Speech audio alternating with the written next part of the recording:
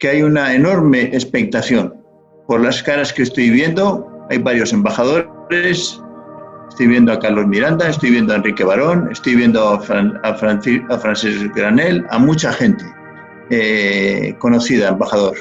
Es consecuencia de la interés que ha demostrado tu presencia, que te agradecemos vivamente. Está con nosotros también Álvaro Invernón, que es del gabinete del secretario de Estado y que va a hacer un saludo en nombre del secretario de Estado, que debido a una reunión que tiene ahora a continuación no va a estar presente, pero sin embargo lo va a representar Álvaro.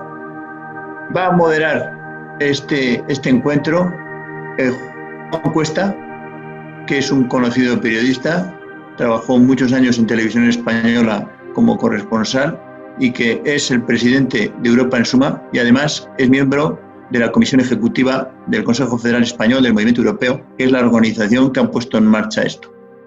Por lo tanto, agradecerles a todos ustedes, que ya veo que se van incorporando y que ya hay más de 60, pero que va a haber más de un centenar. Agradecerles el que hayan tenido interés en estar con nosotros. Veo a Fernando Maura también, que es también miembro de la Ejecutiva, a Humberto González, ya veo muchos más. No puedo saludar a todos. Y a muchos miembros del movimiento europeo de distintas autonomías españoles. Por lo tanto, Juan, tú tienes la palabra y tú moderarás siguiendo tu criterio profesional.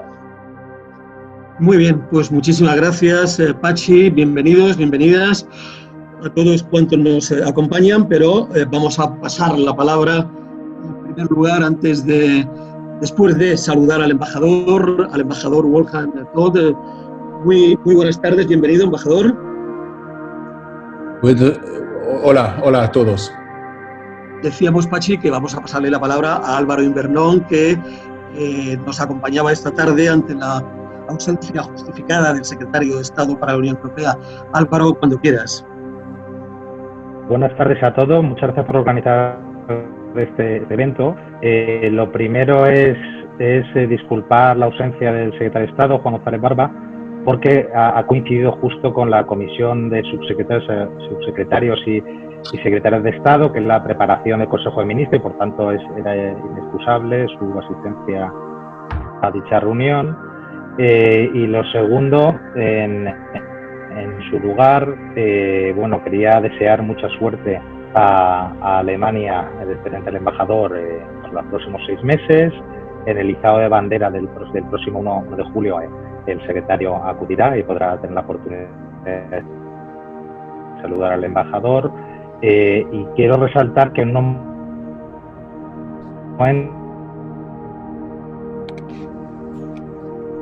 hemos perdido, Álvaro. ¿Tenemos algún problema de sonido en este momento contigo?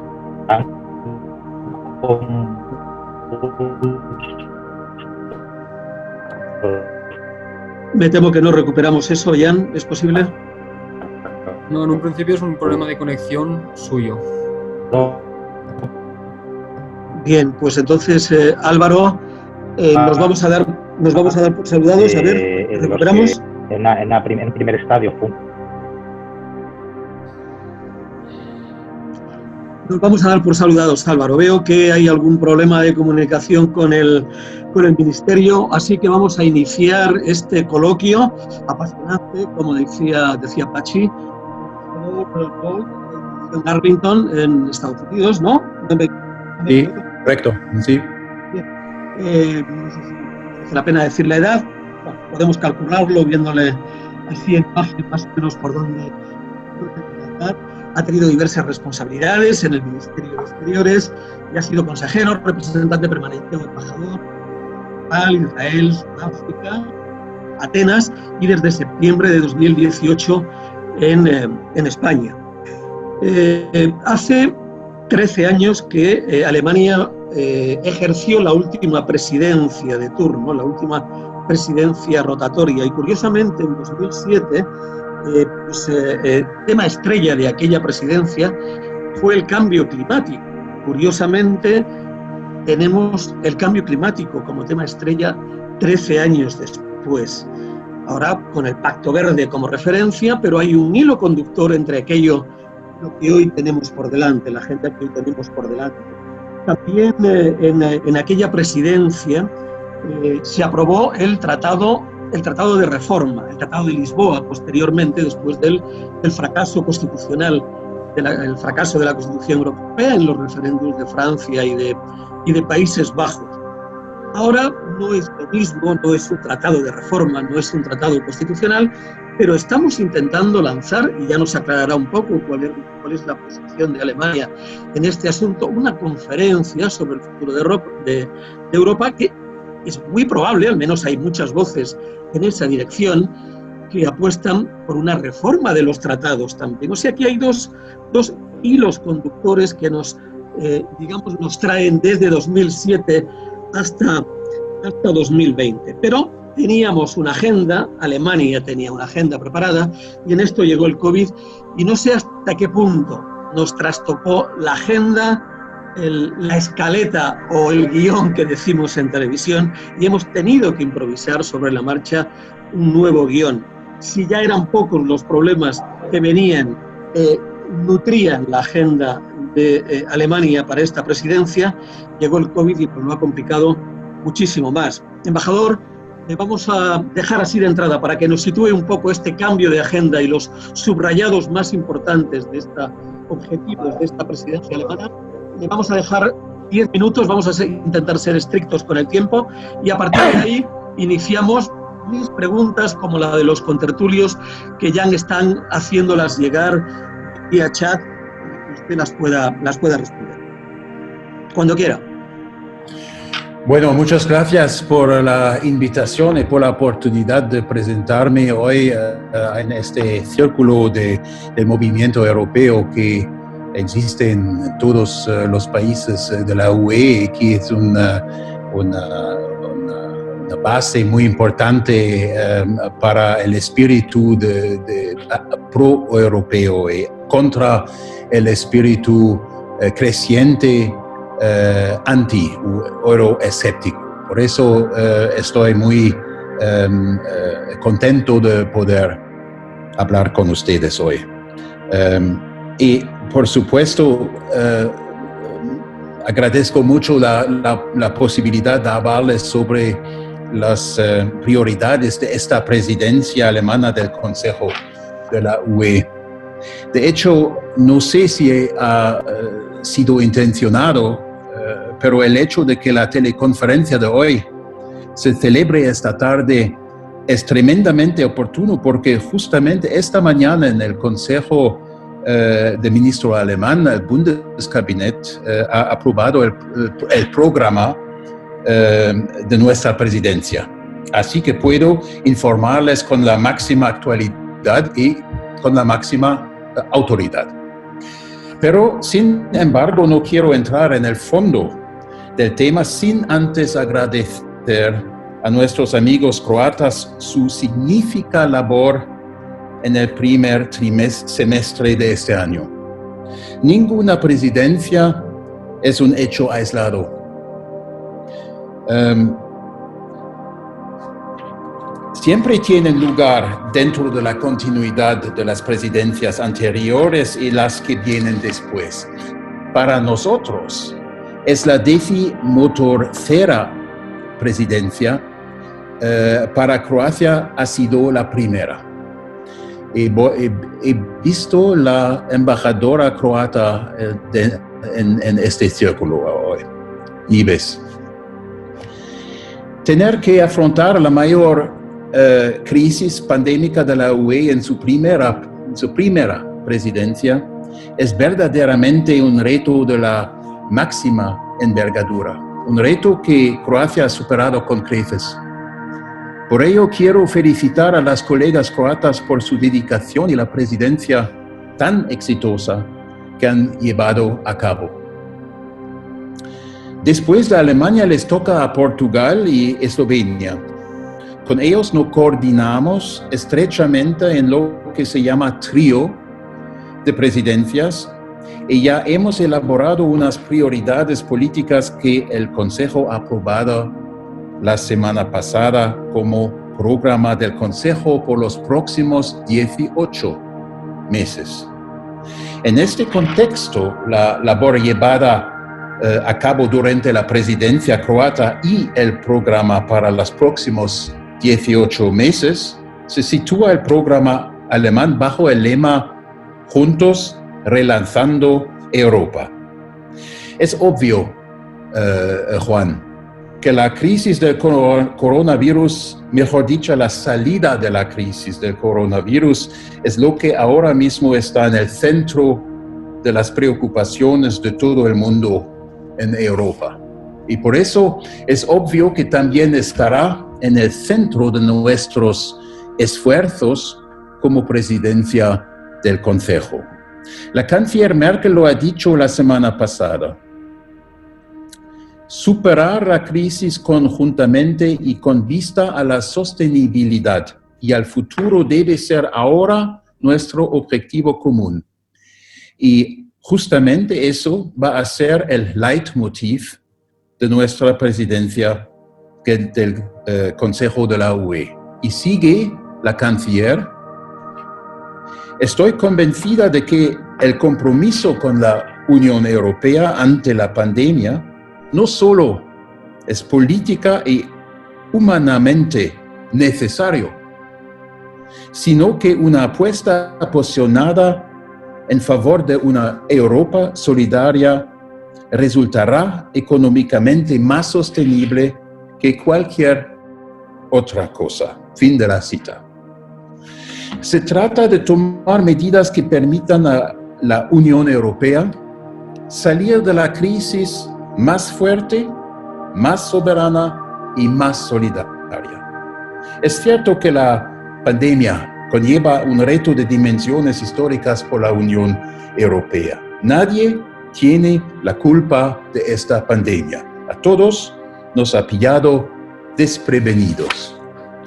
En toda Europa lloramos a más de 100.000 fallecidos a causa de la COVID-19 y el parón económico amenaza lo que hemos construido desde la última crisis financiera. Sin embargo, citando a Hölderlin, un poeta alemán de cuyo nacimiento este año se cumplen 250 años,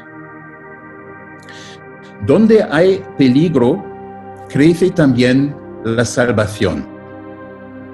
Debemos intentar captar las oportunidades que nos brinda esta crisis. Debemos sacar nuestras lecciones. Debemos trabajar para seguir estabilizando la situación sanitaria, para coordinar la salida de las medidas de crisis, para impulsar con empeño la recuperación económica y para fortalecer la cohesión social. Estas son las primeras prioridades de nuestra presidencia.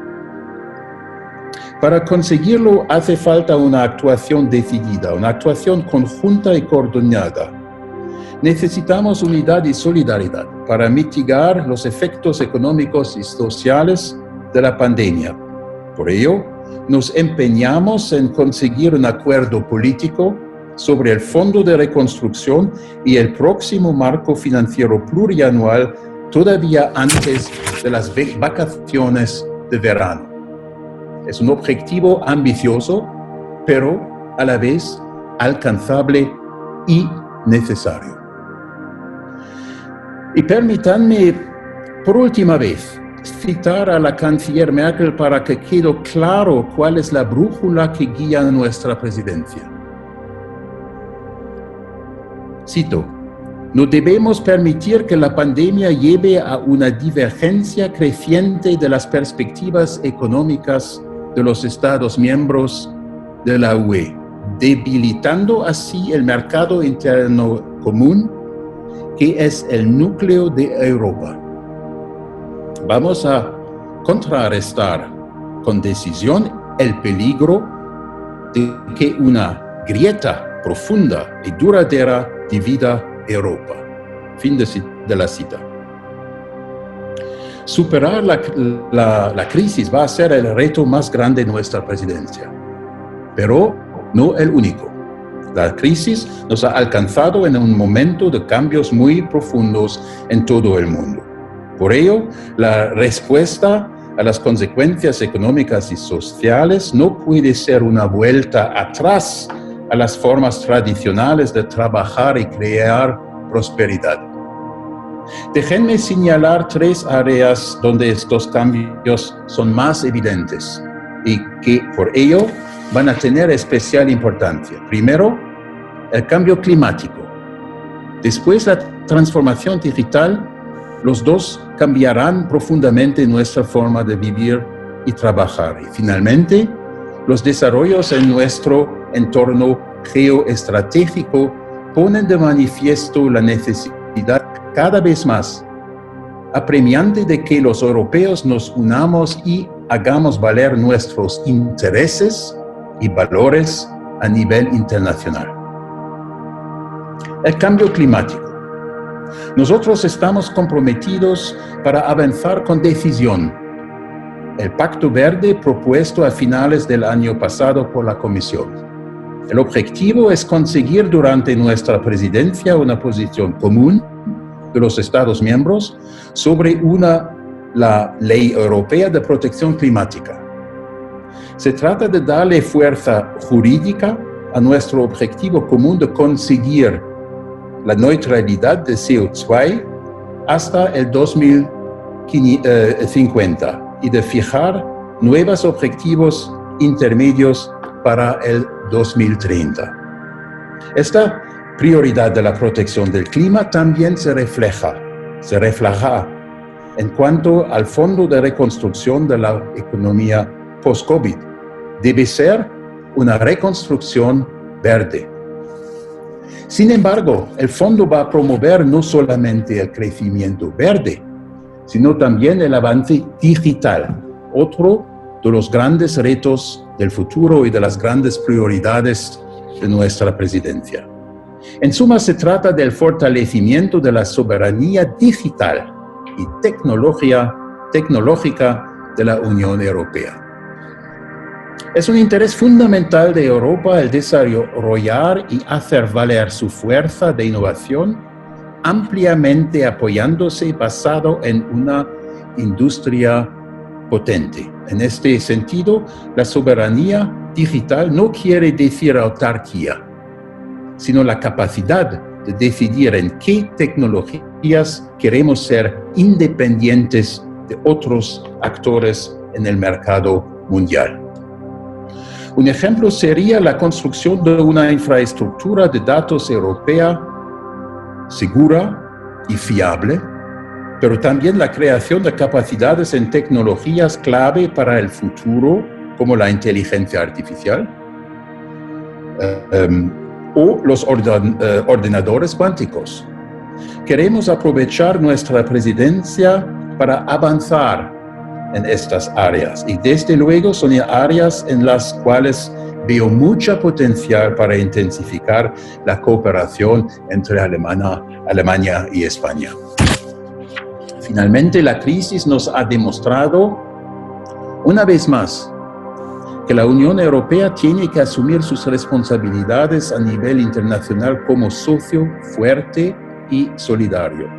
El COVID-19 solamente se puede vencer con éxito con una coordinación y cooperación internacional estrecha.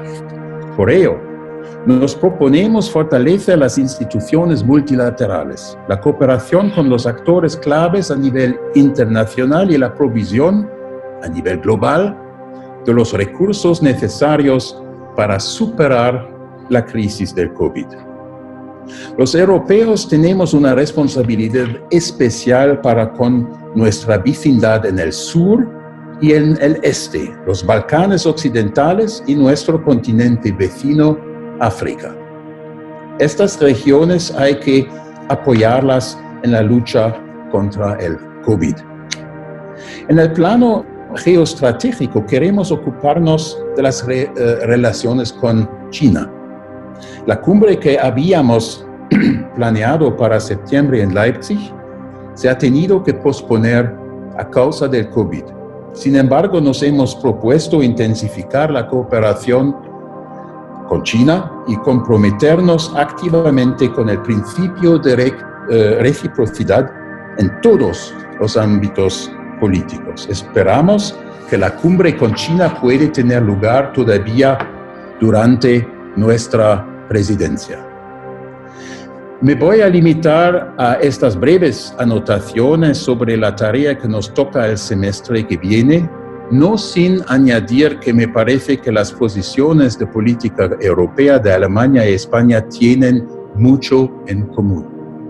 Por ello, esperamos contar con el apoyo y la buena cooperación de España. Hay muchos temas más que no he tratado, pero que podemos ver en la discusión, como la migración, la relación futura con el Reino Unido, el Estado de Derecho o la conferencia sobre el futuro de la UE. Para Alemania, la Unión Europea es y va a seguir siendo el marco inamovible en el cual se deben tratar y solucionar casi todos los grandes temas del futuro.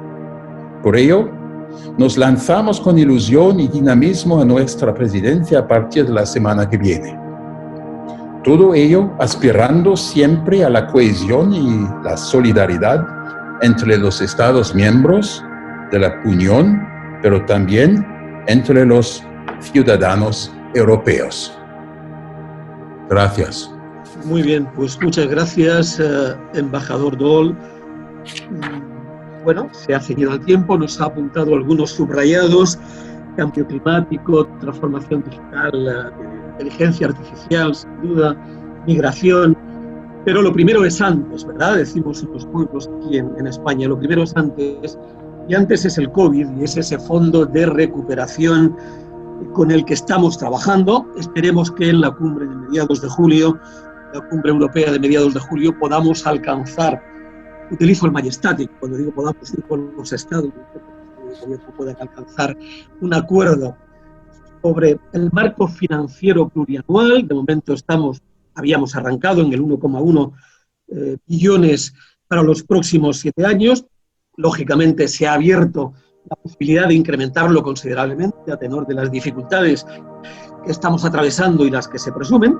Alguien ha apostado incluso hasta por doblar esa cantidad, y luego esos 750.000 millones que se están dando como fondo de recuperación para ayudar a la salida de esta crisis. Vamos a situarnos, por tanto, en esa cumbre de mediados de julio. ¿Qué posibilidades hay de sacar adelante esos 750.000 millones frente a las reticencias, embajador, de los llamados frugales o austeros, que en realidad, convendría decirlo, son frugales y austeros para los demás, pero se ha calculado en 25.000 millones los beneficios fiscales que ellos tienen, precisamente porque hay grandes, tipo Austria, Holanda, hay grandes corporaciones empresariales que declaran allí por un impuesto de sociedades bastante más bajo que el que tenemos en el resto de los países. Pero en fin, frugales, austeros, los gastadores o los despilfarradores que somos nosotros, en medio de esos 750.000 millones, ¿qué posibilidades hay de que salgan adelante, de sacar adelante estas premisas, estas cantidades en esa cumbre de mediados de julio, señor? Bueno, parte de mi salario es para ser optimista. Y creo que, bueno, está claro que necesitamos una decisión a la unanimidad de los 27. Es muy normal que todos los países tienen sus propios puntos de vista, ¿no? A mí personalmente no me gusta mucho esta brecha, las palabras, los frugales, los países gastos, los países del norte y del sur. Creo que es legítimo para todos nosotros de negociar y de representar sus intereses. Creo que además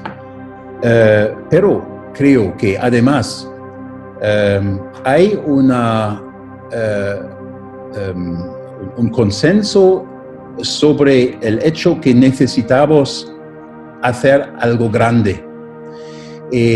Por eso soy bastante optimista que podríamos llegar a un acuerdo en el mes de julio. Creo que ahora hay muchos encuentros bilaterales para entender las posiciones diferentes de todas estas los socios, y para llegar es muy difícil, tienes razón, es muy difícil, por supuesto. Un éxito no es aseguro, pero hay chances, oportunidades de llegar a un acuerdo, porque en mi opinión hay un gran consenso sobre el hecho que debemos hacer algo grande ahora. Bien, nos está ayudando en la tarea de poner orden algunos de los presentes vía chat. Nos comenta, por ejemplo, Luque Uribe Echevarría, senador del PNV, hace una retahíla de todos estos problemas que hemos ido enumerando aquí, el marco financiero, el Fondo de Recuperación, Estados Unidos, China. Dice que si es un fardo demasiado pesado o es una suerte. Él concluye que es una suerte tener a Alemania en este semestre en la presidencia, porque el fardo sin duda es ciertamente pesado. Menciona también el senador el Brexit, y sobre esto quería preguntarle, aprovechando también la sugerencia del senador. Confía en ese acuerdo, me dice, para mediados de julio del Consejo Europeo sobre el Fondo de Recuperación, el marco financiero. No sé si confía también que para el 31 de octubre haya un acuerdo de retirada con el Reino Unido. Un acuerdo de retirada entre la Unión Europea, el acuerdo futuro, el acuerdo de salida, sino el acuerdo futuro con el Reino Unido, tal y como están las cosas en este momento, con el coronavirus tapándolo todo, porque efectivamente cualquier problema que los dirigentes británicos pudieran tener con su opinión pública al respecto, yo creo que el coronavirus puede tapar perfectamente todo y justificar las situaciones que puedan derivarse del Brexit. No sé si con el verano de por medio, con todas estas dificultades, seremos o no capaces de tener un acuerdo el 31 de octubre para que puedan ponerse a redactarlo y el 31 de diciembre poder decir adiós con el corazón al Reino Unido, señor embajador. Bueno, no sé si es una suerte o no, vamos a ver, ¿no? Mis profesores siempre me han dicho que jamás deberíamos poner una fecha y una meta en una frase. Por eso llegar a un acuerdo en julio es ambicioso, es muy claro. Pero debemos finalizar esta negociación, porque después del verano, en septiembre y en octubre, como ha dicho, necesitamos un acuerdo con el Reino Unido. Si no tenemos un acuerdo hasta el fin de octubre, por ejemplo, no va a ser posible de hacer todo este proceso de ratificación y vamos a ver un Brexit sin acuerdo.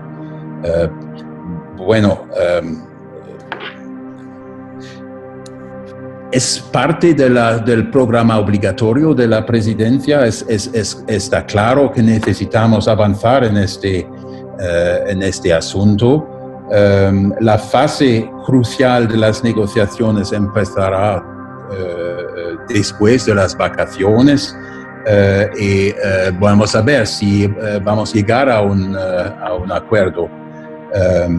Para nosotros quiero añadir esta cosa importante. Para nosotros como presidencia, como las presidencias pasadas, va a ser decisivo mantener la unidad entre los 27.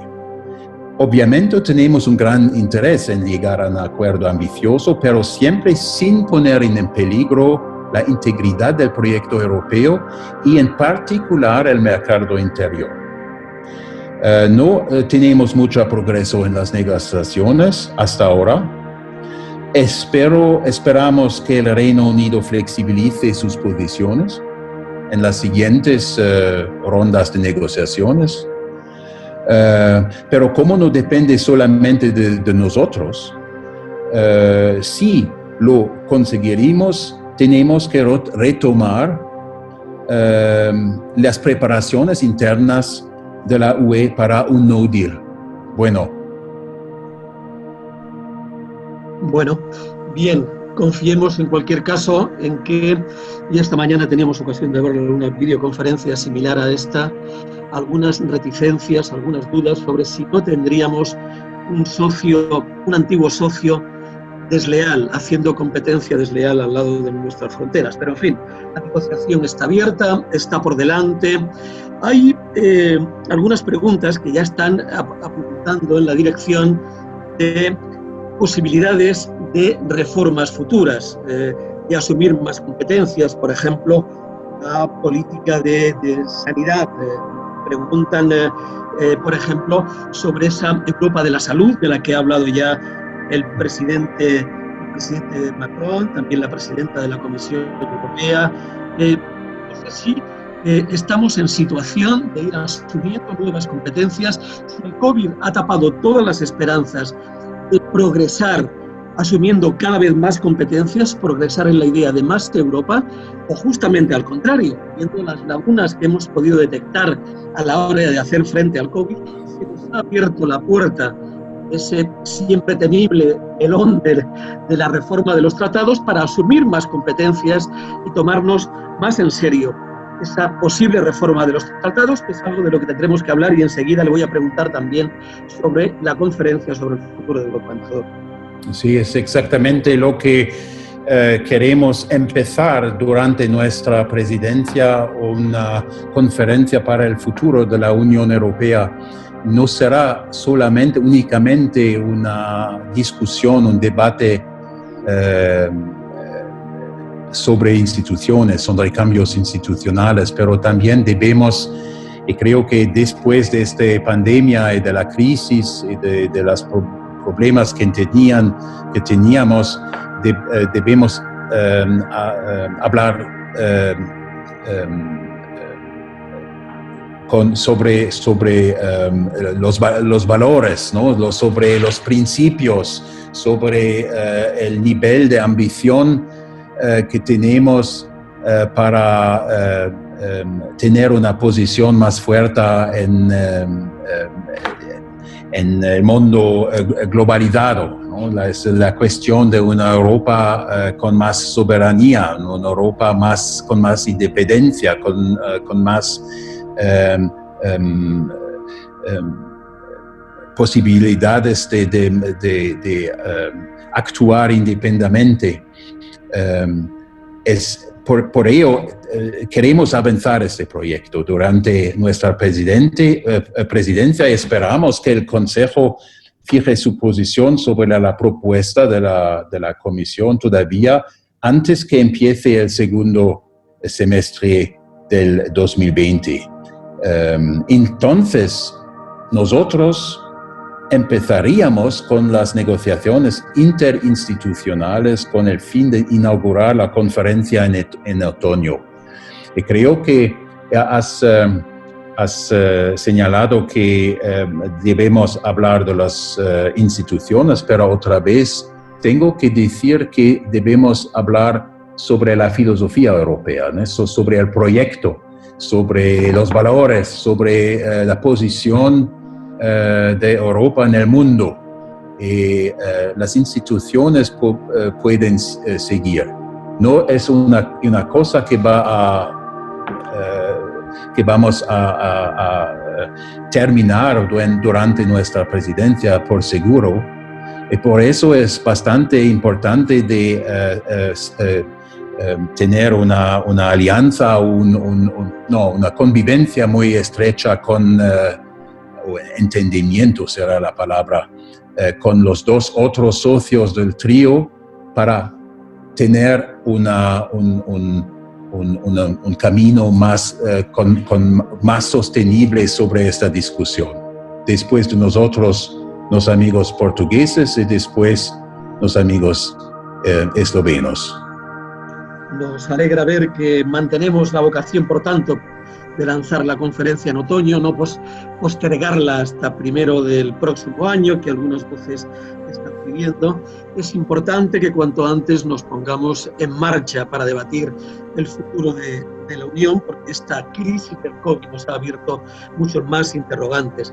Enseguida le voy a dar la palabra a algunos de los que nos acompañan, al presidente Enrique Barón, que lo veo por ahí, pero quería, en esta línea de lo que estamos comentando, de qué cosas ha podido marcar el COVID, tal vez cercenar definitivamente. Pregunta Rubén García Servet, nos pregunta el general, si el COVID ha puesto freno a la ambición política europea. En concreto dice, ¿dónde quedan las grandes expectativas en materia de seguridad y defensa europea? Antes de contestar, permite que añado una cosa pequeña pero importante. Esta conferencia para el futuro de la Unión Europea es una conferencia en primer lugar entre los ciudadanos. Es decir, necesitamos aquí una participación de la sociedad civil. Si la sociedad civil no participe, si la sociedad civil dice que no les interesa, que no hay interés, sería una tarea muy difícil. Y por eso el movimiento europeo es una parte de la sociedad civil que vamos a que va a jugar un papel bastante importante en este ámbito.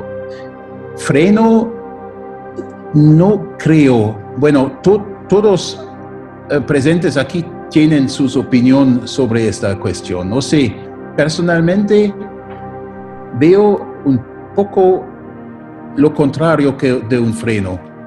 Creo que la crisis nos ha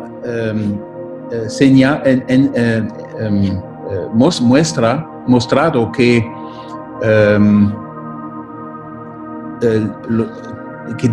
debemos avanzar en el proyecto europeo. Hemos visto demasiados problemas en la confrontación con esta pandemia global y la debilidad de las instituciones y de la cooperación europea, y creo que especialmente en el ámbito del suministro sanitario, etcétera, la cooperación entre los socios. Creo que tenemos aquí un desafío que es muy, muy visible en este momento. Creo que también es una cuestión de desarrollar más la política de seguridad y defensa común, porque cada vez más vemos que si no ponemos las cosas en nuestras manos, si no hacíamos las cosas con más independencia, siempre vamos a hacer una pelota de los otros poderes. Por ejemplo, o sea los Estados Unidos o sea China. Por eso creo que esta crisis ha mostrado los problemas muy claramente para todos nosotros, y por eso creo no vamos a ver un freno en todos estos ámbitos, incluido la seguridad y defensa, pero vamos a ver un avance. Bien, enseguida doy la palabra al presidente Barón, como les había anunciado, pero he visto que Patxi Aldecoa seguía muy atentamente las palabras del embajador y los compromisos que intentaba asumir sobre la conferencia sobre el futuro de Europa, cuáles son esas previsiones. Y Patxi, no sé cómo ha recibido esas palabras del embajador. Patxi, tienes que abrir el micro. Patxi, tienes que abrir el micro. Ya está abierto. Ahora. Yo quería agradecer la referencia que ha hecho a la sociedad civil. Para nosotros es importantísimo que la convocatoria interinstitucional que se haga en estos días aparezca como apareció en la intervención de la señora von der Leyen cuando fue elegida presidenta de la Comisión en el discurso de investidura, que la sociedad civil iba a participar en pie de igualdad. Después, los informes de la Comisión y del Parlamento y el del Coreper no han sido tan claros en esa dirección. Por lo tanto, para nosotros es una enorme satisfacción. Cuando digo para nosotros, me estoy refiriendo al conjunto de las 35 secciones que forma el Movimiento Europeo Internacional. Y especialmente nuestro contacto con los alemanes es muy intenso. Tuvimos hace 10 días una conferencia en donde estuvimos viendo que esta era una de las prioridades que tiene la sociedad civil, el que el movimiento europeo, junto con otras organizaciones, está aquí el presidente de los federalistas, Enrique Barón, participen activamente en pie de igualdad, como dice la presidenta de la Comisión, o como se comprometió en el discurso de investidura, es para nosotros fundamental. Porque además la sociedad civil está teniendo una percepción muy positiva de los cambios profundos que se están viviendo en Europa. Se está renaciendo el movimiento europeo internacional y en cada una de las secciones nacionales. Por eso es el momento de que los ciudadanos y la sociedad civil puedan participar directamente. Por eso le agradezco enormemente esas palabras, que es un sentir general de los que estamos metidos en esto. Muchas gracias. Que me he interrumpido. Sigue dando la palabra. Juan. Sí, voy a... Antes, embajador, iba simplemente a complementar lo que ha dicho Patxi, porque Guiomar Gutiérrez, que preside el Foro de Jóvenes Europeístas del Movimiento Europeo, pregunta también en concreto, y ya se lo dejo en suerte, el papel que los jóvenes deben jugar en esa conferencia, ¿no? Como parte también de la sociedad civil organizada. Bueno, los jóvenes son importantes, por supuesto, y son clave. El apoyo de la parte de los jóvenes es clave para avanzar el proyecto, adelantar el proyecto europeo. Es sin ninguna duda. No sé si es un poco difícil lo que que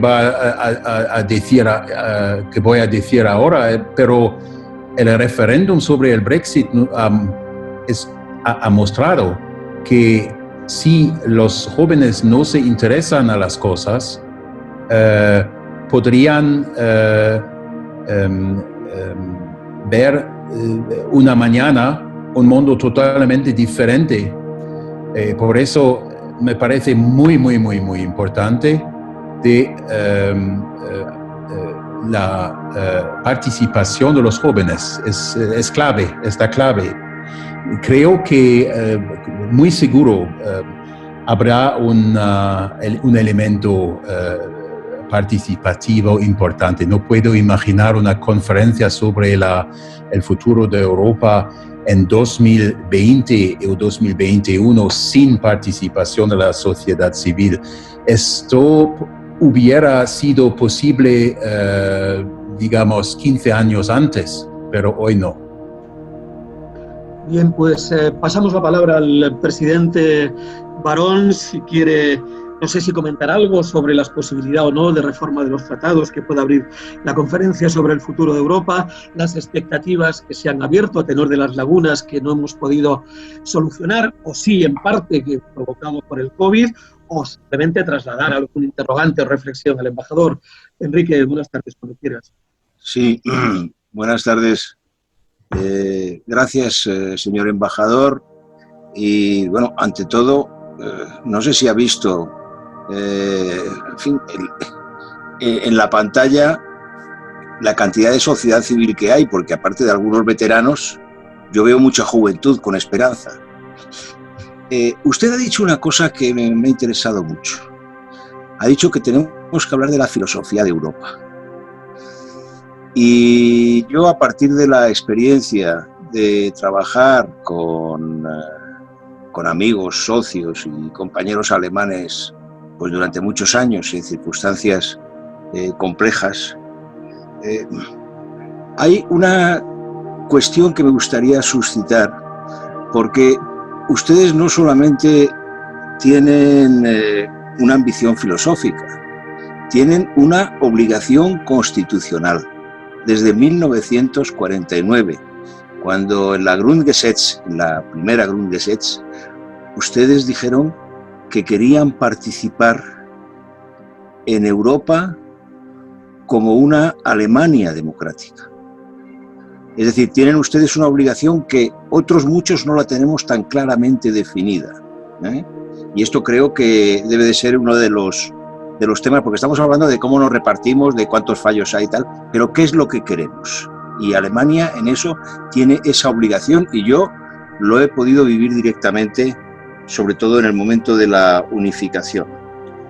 Y tienen ustedes otra obligación que me parece que también debe de informarse al público español, y es que, sobre todo a partir de la redacción del artículo 23 de la Grundgesetz después del Tratado de Maastricht, ustedes incluyeron y detallaron esa obligación alemana de defender el orden federal que tienen en su Constitución también a nivel europeo.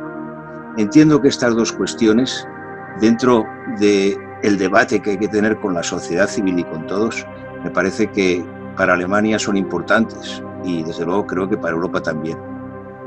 Muchas gracias.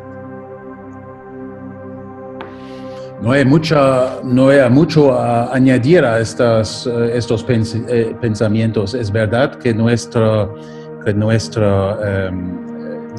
historia es muy vinculado con el éxito, nuestro éxito democrático es muy vinculado con el éxito de Europa. Por eso tenemos estas provisiones en nuestra Constitución, como has dicho, ¿no? Es verdad, pero hay siempre, hay 27 países que tienen 27 perspectivas y 27 historias particulares. El desafío es, por supuesto, de crear un ámbito de confianza para llegar a una visión común, compartida para todos los 27.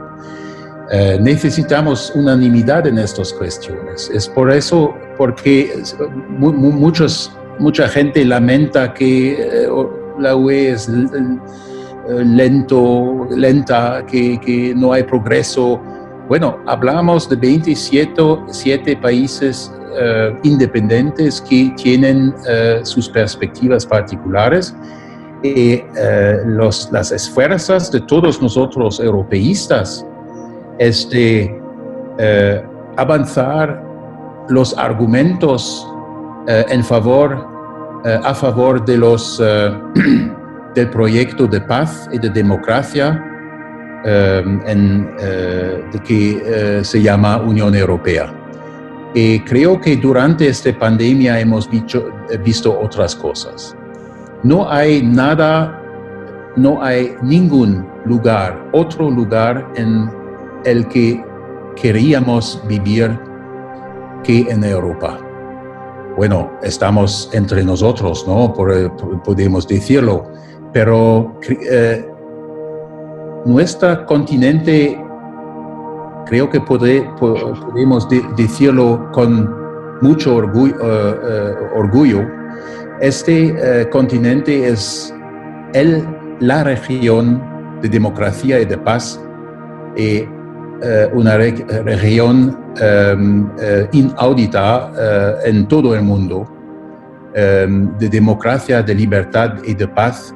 Y creo que en este punto hay un consenso entre los 27 y esta podría ser la base para adelantar el proyecto europeo. Disculpe que soy un poco filosófico en este momento, pero a veces debemos hablar de nuestros valores.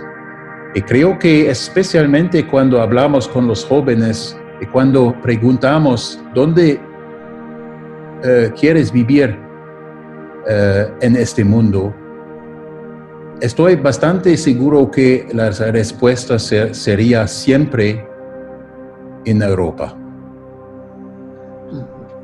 Bien, voy enseguida a ir punteando algunas de las múltiples preguntas que nos están llegando, pero deberíamos hablar también, embajador, hemos hablado de China, no hemos hablado de Rusia, sí hemos tocado algo en torno a la política exterior y de seguridad. ¿Qué decir de Estados Unidos con las cruciales elecciones de noviembre? ¿Qué puede pasar? ¿Qué esperamos? La eventualidad de una repetición de triunfo electoral de Trump. No es peligroso tener a un Reino Unido fuera, desde luego, de la Unión Europea y con Estados Unidos como principal aliado e intentando hacer competencia desleal a la Unión Europea. ¿Con qué temor o con qué tranquilidad asistimos a las elecciones estadounidenses, embajador? Bueno, no sé, como no soy votante en noviembre, creo que vamos a vivir con todo gobierno elegido democráticamente. Y si hay un éxito de Donald Trump en las próximas elecciones, bueno, vamos a trabajar con esta situación. Para nosotros es muy importante, no solamente por causa de Trump y de su Twitter político, no sé. Es muy importante lo que dijo, la meta que he presentado antes, es que necesitamos una soberanía y una independencia más grande que tenemos ahí ahora. En el ámbito digital, en el ámbito de seguridad, en muchos otros ámbitos. Y esto es muy independientemente del próximo presidente o de la próxima presidenta en Estados Unidos.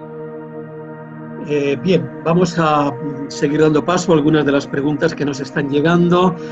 José Isaías Rodríguez, representante de la Confederación Española de Organizaciones Empresariales, vuelve sobre el tema de la negociación del Brexit. Dice: la canciller Merkel ha dicho que en estos momentos no son tiempos normales para la Unión Europea y, por tanto, no debemos aplicar la metodología de las negociaciones interminables.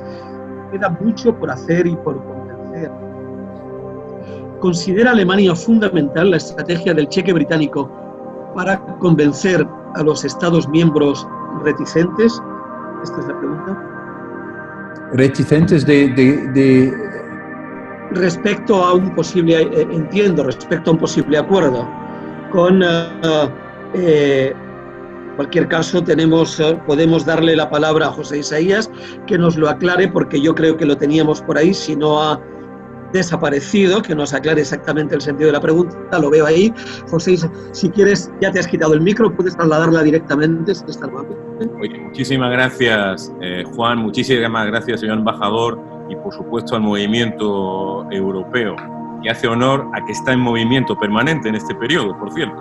No, yo lo que quería decirle, embajador, los Estados miembros reticentes, es decir, aquellos que han manifestado discrepancias con la cantidad del fondo de recuperación, con el importe total de ese apoyo financiero que vendría de la Unión Europea también a través del marco financiero plurianual. Es decir, aquellos países que están un poco liderados por Austria, por Países Bajos, por Suecia, por Dinamarca, que quieren en cierta medida pues reducir esa importancia del apoyo financiero en transferencias netas y en préstamos de la Unión Europea. Gracias, Juan. Embajador. No sé si he entendido todo, pero creo que son dos asuntos muy diferentes y creo que hablar de los presupuestos es lo que debemos hacer ahora con la más grande urgencia. La cuestión de Brexit, no podemos que subrayar la importancia de la unidad de los 27 hasta ahora. No diría que es un milagro, pero creo que hubo bastante comentarios antes de todo este negociaciones del Brexit que dudarían que podríamos mantener nuestra unidad europea antes de la estrategia británica de intentar poner brechas entre los socios. No, hasta ahora sin éxito.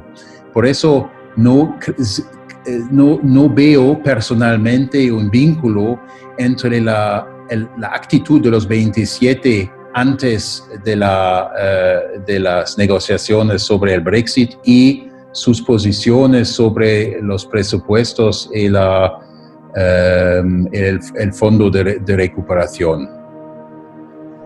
Y más preguntas de las que nos están llegando por aquí. Javier Sánchez nos pregunta, vuelve al tema de la soberanía digital de la que usted ha hablado antes, embajador, como uno de los objetivos. Al juntos saldremos reforzados, multilateralidad internacional. Le pregunta sobre la reciprocidad con China. ¿Se aceptará China el respeto a la democracia y a los derechos humanos algún día? Ha habido una reciente cumbre virtual hace 2 días con, desde luego, pocos éxitos que contar, me da la impresión. Y la pregunta es... Si habrá respeto alguna vez, pregunta por la reciprocidad china y si habrá respeto a la democracia y a los derechos humanos algún día en China, si eso es exigible también o no por parte de la Unión Europea en cualquier tipo de negociación. Sí. Bueno, en este momento, por supuesto, vemos que tenemos sistemas completamente diferentes. Nuestro sistema político y social es un sistema basado sobre los derechos humanos, sobre la democracia y la libertad. En China no es eso. No sé si vamos a ver un cambio de régimen. Esto no puede ser, debe ser nuestra ambición, pero por supuesto vamos siempre a continuar a discutir sobre el aspecto que para nosotros es muy importante, es el aspecto del respeto de los derechos humanos. Pero hay otras cosas en la relación con China. Lo que hablamos en español, level playing field, en el ámbito empresarial, por ejemplo, en el comercio, en las inversiones. Hay muchas cosas sobre las que debemos hablar en nuestra relación con China. Y los derechos humanos son muy importantes, pero hay también otras cosas. Nosotros exigimos un level playing field con China. Más preguntas y curiosamente están abundando, muchas de ellas en temas de política exterior. Pregunta Miguel Martín de la Fundación Juste, ¿dónde queda Latinoamérica, que es actualmente el epicentro de la pandemia, en esa tercera prioridad de la presidencia alemana del Consejo de la Unión? Se hablaba dirigida al desarrollo del entorno geoestratégico y de cooperación multilateral de la Unión Europea a nivel internacional. ¿Hemos pensado en esto, embajador? Bueno, ¿dónde queda ahí? El desarrollo de las relaciones entre la Unión Europea y Latinoamérica es una de las ambiciones que tenemos para nuestra presidencia, es verdad. Entre ellos, por supuesto, los tratados de asociación EU-Mercosur, que sería un camino muy difícil para todos nosotros, 27. Pero creo que compartimos con gran parte de la gente en Latinoamérica los mismos valores en general. Y creo que podríamos aprovechar más de este consenso en el principio, por supuesto, y debemos hacer más con los países de Latinoamérica que quieren actuar con nosotros sobre en una relación comercial, pero política también equilibrada. Javier, otra pregunta, esta de Carlos Diarte de Paneuropa.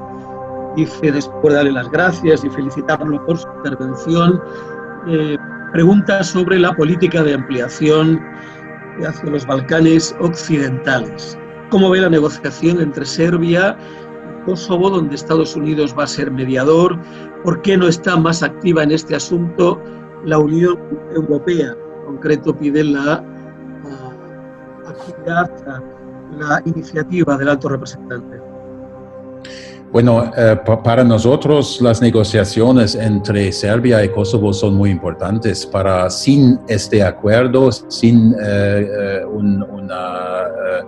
un entendimiento entre los dos, no vamos a avanzar en la cuestión de una ampliación europea de estos dos países, ¿no? Pero el entorno es más que Serbia y Kosovo. Creo que estamos en este momento, hemos avanzado bastante en acercar los otros países como Macedonia o del norte. Muy importante de añadir del norte, por supuesto, y la ampliación de Europa hasta los países balcanes sigue siendo un interés estratégico de Europa.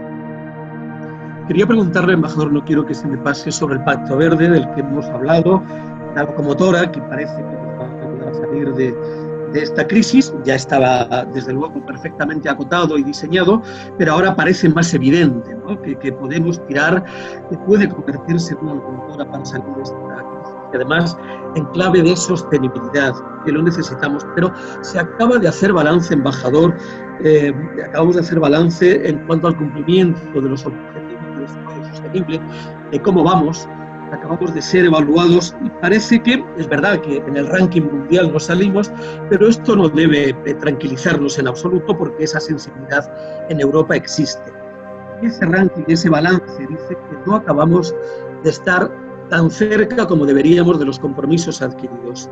¿Alguna reflexión sobre esto, los objetivos de desarrollo sostenible, en el marco de ese Pacto Verde al que nos vamos a abocar? Creo que lo más importante es que no hay una contradicción entre una recuperación económica y un desarrollo del plan Green New Deal. Son ambos tenemos ahora la oportunidad de avanzar y de alcanzar nuestras metas climáticas. Queremos llegar a una situación de cero CO2 hasta 2050 y de reducir esta emisión hasta 2030. Creo que esta sería nuestra contribución a frenar el cambio climático y en el mismo momento avanzar también nuestras tecnologías, altas tecnologías de movilidad y de sostenibilidad, y a través de esas tecnologías de avanzar también económicamente. Voy a darle la palabra también, veo que está ahí entre los contertulios, al profesor Granell, Francesc Granell, colega del Team Europe, de la Comisión Europea, funcionario muchos años en Bruselas, y seguro que tiene el profesor Granell, no sé si tiene abierto el micro ya, seguro que tiene alguna reflexión, alguna pregunta que hacer para el señor embajador. Francesc, cuando quieras. Si puedes abrirte el micro, Francesc. No sé si puedes abrírtelo tú.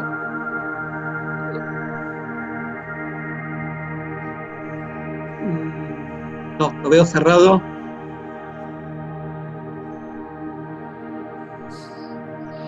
Veo cerrado el micro de Francesc. Entiendo que no está cerrado desde la organización, sino que estará cerrado desde... lo tienes tú ahí en tu ordenador cerrado. ¿Lo puedes abrir, Francesc?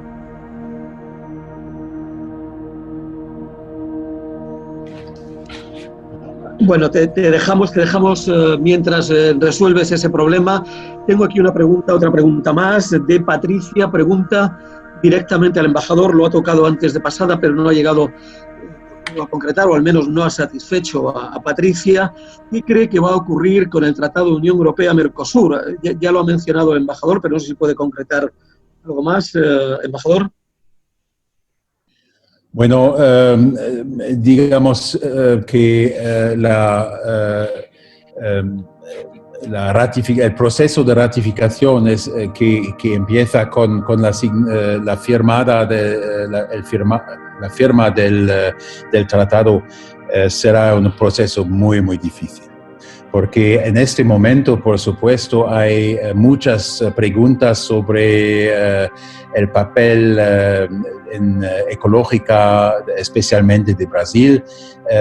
Hay muchas preguntas de la sociedad civil sobre los derechos humanos y, por supuesto, hay intereses nacionales de proteger sus intereses nacionales.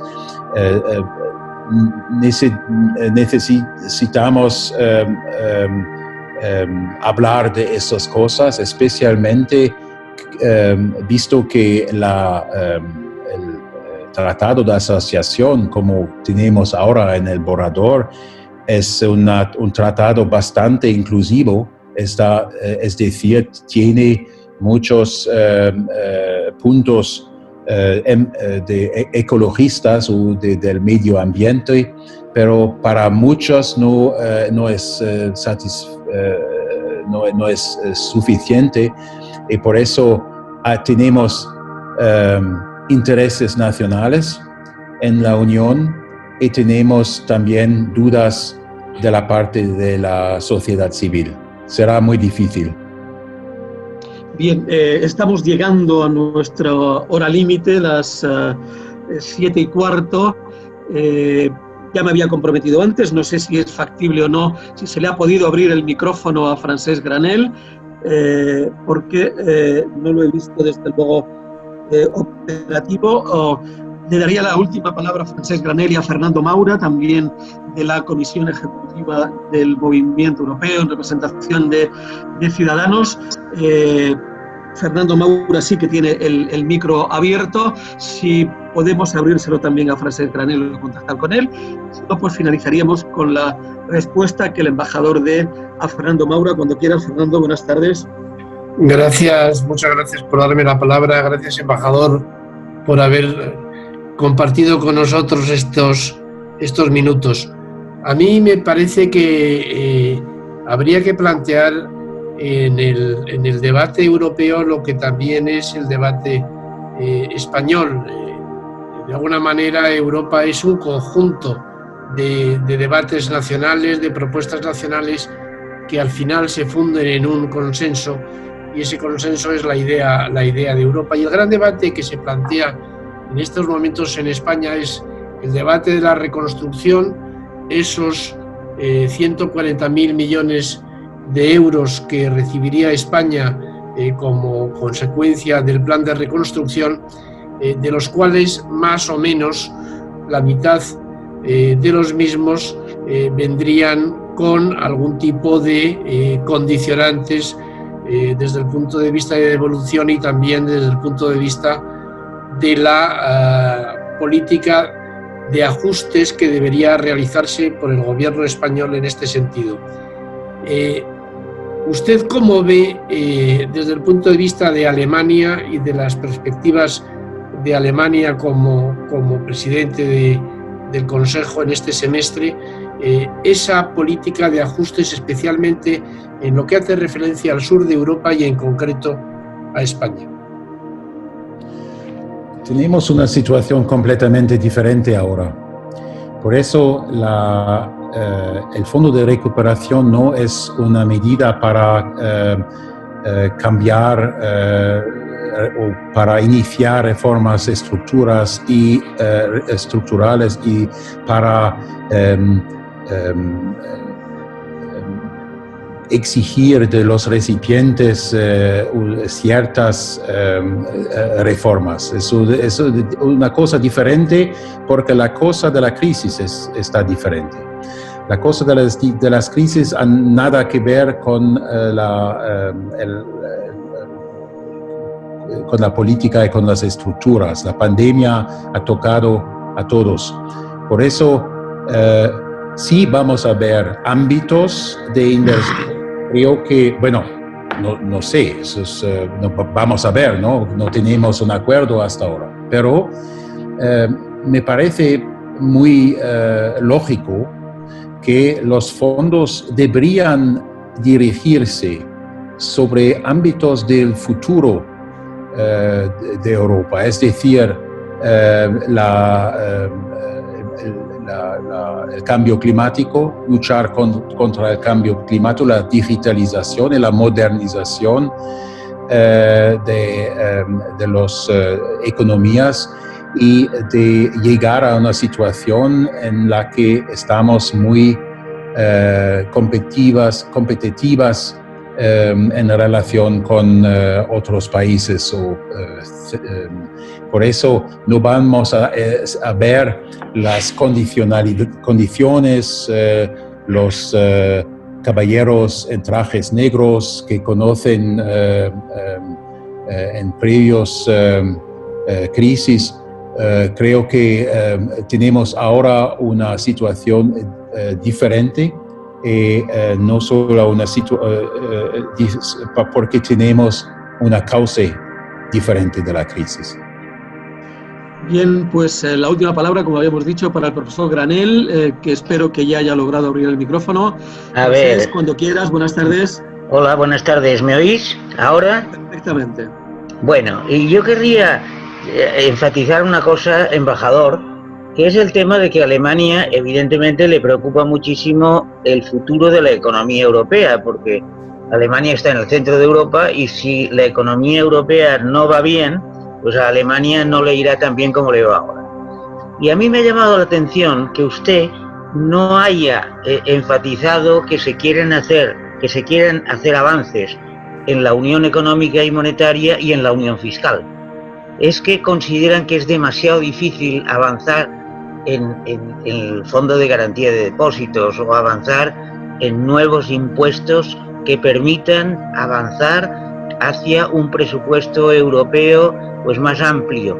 ¿Es que Alemania ha perdido el interés o cree que ahora es más interesante hablar de la política verde y hablar más de las cuestiones que usted ha planteado? ¿Qué significa esto? ¿Un cambio de foco en los intereses alemanes respecto a la integración europea? No creo que es un cambio de foco. Creo que hay un cambio de las urgencias en este momento. Las urgencias es de ayudar cuanto antes a todos nosotros en un acto de solidaridad entre los países europeos. Esto es lo que más urgente. Por eso el debate sobre la consolidación de la unión financiera no ha desaparecido, pero es verdad que hay otras urgencias en este momento. Voy a desmentirme, voy a dar la última palabra, atención Guiomar, Jan, voy a dar la última palabra al vicepresidente del Movimiento Europeo, eurodiputado José Ignacio Salafranca, que lo tenemos por ahí a la escucha. En algún momento lo vi, luego me desapareció, pero lo he vuelto, lo he visto que aparece de nuevo. Vamos a darle la palabra, si se puede abrir el micro de Nacho Salafranca. Cuando quieras, Nacho, buenas tardes. Muy buenas tardes. Muchas gracias, señor embajador, por su intervención y por la presentación de estas prioridades muy claras de la presidencia alemana, donde ha dejado de forma muy nítida que el reto fundamental es el tratar de obtener la recuperación económica de la Unión, pero no el único. Y en ese capítulo al que se ha referido de potenciar lo que es nuestro entorno estratégico, se ha referido lógicamente a la vecindad meridional, a la vecindad septentrional y también al continente africano. Me ha preocupado un poco el comentario que ha hecho en relación con el acuerdo Unión Europea-Mercosur. Se lo digo, ya sabe que esta pregunta se la formulé cuando tuvimos el placer de tenerle con nosotros en la Fundación Euroamérica, y somos plenamente conscientes, y coincido en su apreciación, que yo creo que es muy ajustada a la realidad, de que el acuerdo va a tener un proceso de ratificación parlamentaria muy difícil. Pero no estamos todavía en ese estadio. Es decir, el otro día tuvimos aquí al ministro de Asuntos Exteriores de Paraguay como presidente en ejercicio del Mercosur, y cifró todas sus esperanzas en que la firma, como usted decía muy bien, esperaba que se pudiera producir bajo la presidencia alemana de la Unión. Yo recuerdo que una de las primeras visitas que hizo el presidente Macri fue a Berlín, y recuerdo también que al final de su mandato la canciller federal alemana estuvo visitando la República Argentina. O sea, antes del proceso de ratificación tenemos la firma, y hemos visto también, señor embajador, que dos parlamentos, un poco en la línea que usted apuntaba, el Parlamento de los Países Bajos, en una decisión que yo creo que es reversible, y el Parlamento de Austria, han instado a sus gobiernos a no firmar el acuerdo, que ya ha concluido en su negociación. Ahora tiene que pasar la fase de la interpretación, pero yo, coincidiendo con usted en la apreciación de que será un proceso de ratificación parlamentario difícil, y habida cuenta de que es una negociación que se ha prolongado durante 20 años, y habida cuenta del compromiso de su país por tratar de favorecer un orden multilateral basado en reglas, y habida cuenta de la importancia no solo estratégica, sino también económica y comercial que tiene este acuerdo, puesto que, como todos los que nos están escuchando saben, es 7 veces más importante que el acuerdo Unión Europea-Canadá y 5 veces más importante en términos económicos que el acuerdo Unión Europea-Japón, que es el mayor pacto de liberalización del planeta. ¿Cómo ve usted no el proceso de ratificación, que coincide en su apreciación que será difícil, sino también cómo ve usted el proceso de la firma? Habida cuenta de que se ha llevado una negociación complicada, que se ha llevado a término y que tiene que ser firmado por el Consejo de Ministros. Es en esta fase donde yo le preguntaría sobre si cree usted que podrá este acuerdo ser firmado, con independencia de las vicisitudes que sufra a lo largo del proceso de ratificación, que creo que tiene usted toda la razón, va a ser un desafío y que va a ser muy complicado. Muchas gracias.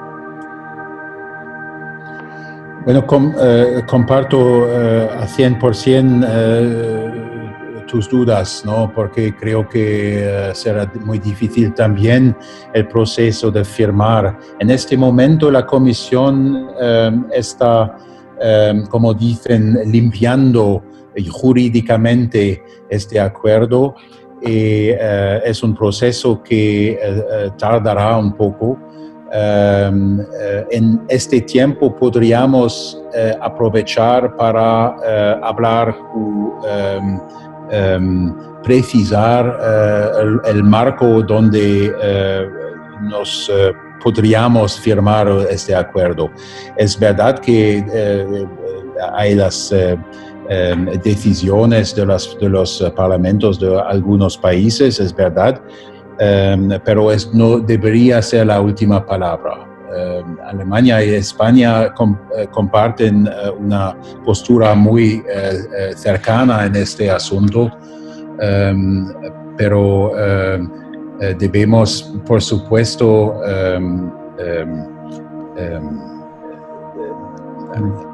convencer a nuestros socios más reticentes que un sistema de acuerdos financieros o acuerdos de asociaciones es nuestra respuesta a la alternativa de crear nuevos muros de aranceles, de guerra comerciales y otras perspectivas sobre el mercado global. Creo que nuestra convicción de un sistema mundial de comercio libre basado en reglas es la estrategia que será más exitosa y es más en el interés europeo. Pero supongo, José, que tienes la misma opinión. Bien, vamos a poner punto final aquí. Me alegra enormemente hayamos podido repasar esa enorme agenda de la presidencia alemana del Consejo de la Unión, que hayamos podido hablar largo y tendido en la conferencia sobre el futuro de Europa, que tanto nos interesa al movimiento europeo, y que haya habido tiempo para hablar de Mercosur, para hablar de Latinoamérica, de la que siempre nos olvidamos, y es una región estratégica que deberíamos tener siempre presente en nuestras actividades, en nuestros compromisos, en nuestras iniciativas. Yo pondría punto final aquí, salvo que Pachi quiera decir algo o encomendarnos alguna tarea para los próximos días, las próximas semanas. Pachi. No, muchísimas gracias, embajador. Me ha encantado la claridad con que usted habla. Veo que Europa tiene un rumbo claro en todas las instituciones, y ahora en el Consejo de la Unión, bajo su presidencia, no puede estar mejor definido. Nos alegramos muchísimo y desde luego la alusión que ha hecho la sociedad civil, que estamos para reflexionar juntos respecto al futuro de Europa, a los valores, al modelo, a dónde vamos. Y gracias al moderador y a todos los que han estado aquí a lo largo de la tarde, a Jan, que nos ha permitido los aspectos técnicos, y a un montón de jóvenes que no sé si los ha visto, pero hay unos cuantos. Y por lo tanto, agradecidísimos a que el embajador haya estado un rato con nosotros, y esperamos otra vez a mediados de la presidencia o a finales, si usted es tan amable, podemos tener otro coloquio. Muchísimas gracias. Depende de nuestro éxito. Si tenemos éxito, estamos exitosos, sí, vendré. Bien. Muchísimas gracias a todos. Adiós.